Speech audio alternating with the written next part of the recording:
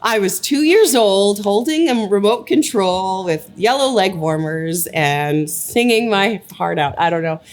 That is a true story, though. My mom told me that.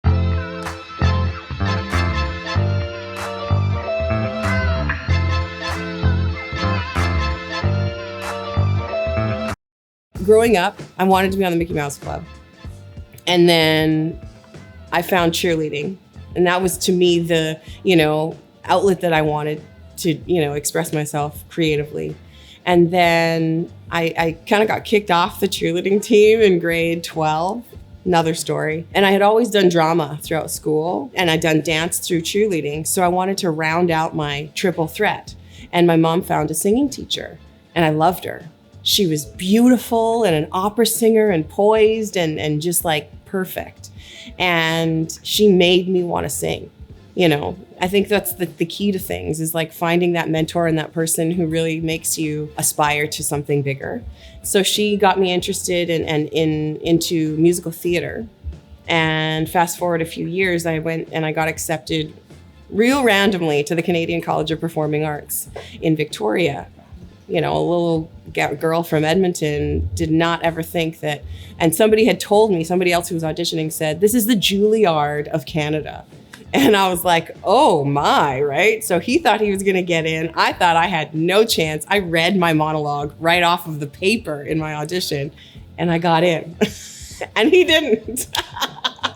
And so I was like, okay, I guess we'll go. First time I'd ever been living on my own away from home. I was 21, I think. And I completed that program. And then they said, for next year, find a mentor. What do you want to do? And they wouldn't allow me to do a recording mentorship. So I said, no, thank you. I'm not going to come back. I'm going to go to England. And I thought, I'm going to try out for whatever I can do there, whether it's musical theater or whatever. And I found my way to girl groups, because of course you go to England for girl groups, Spice Girls, right? And I auditioned for a bunch of girl groups. Long and the short of it is, I wasn't sexy and sassy enough. I didn't want to wear a wig. I wanted to do my natural hair, and they didn't like that back in 2005. And it just wasn't for me. So I came home and I was kind of in a slump for a few years. And then my mom's like, you haven't sung in a long time. Like, what happened? And then somehow I found my way to somebody who was like, there's this grant here in Edmonton that's going to give you $10,000 to record your first album. You interested? So having never even played with a band on stage before, I got this grant. We submitted it 2 weeks later. It was like, you got this money. And it was as though I'd won a literal lottery. I couldn't believe it. It was like, I'm buzzing. The possibilities are endless. It was insane. And the guy who helped me get it was a complete, and he wanted me to go jazz so hard. And I'm like, no, I like blues. I like Nina Simone. You know what would be cool? A Radiohead cover. Let's do this. Let's do that. And he's like, nope, we're doing jazz. And so after 3 weeks of completely lamenting, and I really am in awe of that person now, I called him and I said, you're out.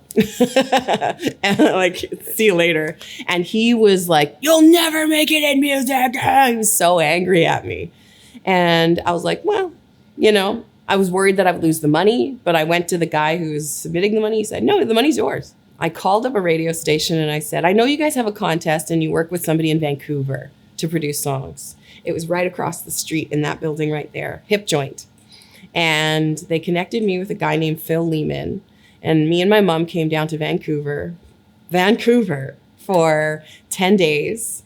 And we recorded my whole first album in 10 days with no prior previous songwriting experience, songwriting like before the album started, nothing. It was just like, this is insane. I guess the long and the short of it is that I just kept saying yes to all of the things, even though they didn't seem appropriate. They didn't seem like linear or logical. I just kept saying yes. And that's how I got here.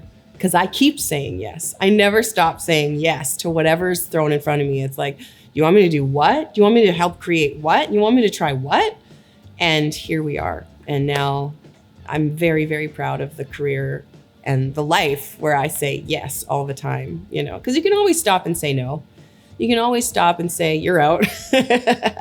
But, you know, if you say yes, then all of this garden of opportunity comes to you. And it's up to you to pick what flowers you want. It's fantastic. It's funny. I can be home and a week can go by and I'm not doing anything. And all of a sudden I have 10 new ideas of different projects I want to do. And my husband will be like, you know, you have other things going on. You're just taking a break. You don't have to keep doing stuff. Like, stop. I think it's just in my soul. Like, I'm like hungry to like be busy and do stuff and be fulfilled and be creative and be interested in whatever it is that I'm doing. However, now at this point, I'm driven by stuff that makes me feel, period. Feel good, feel emotional, feel powerful, feel whatever. And that's how all of my projects are being maintained and sustained. If I don't have passion or love or some kind of drive to get this information out or do whatever, I'm not interested.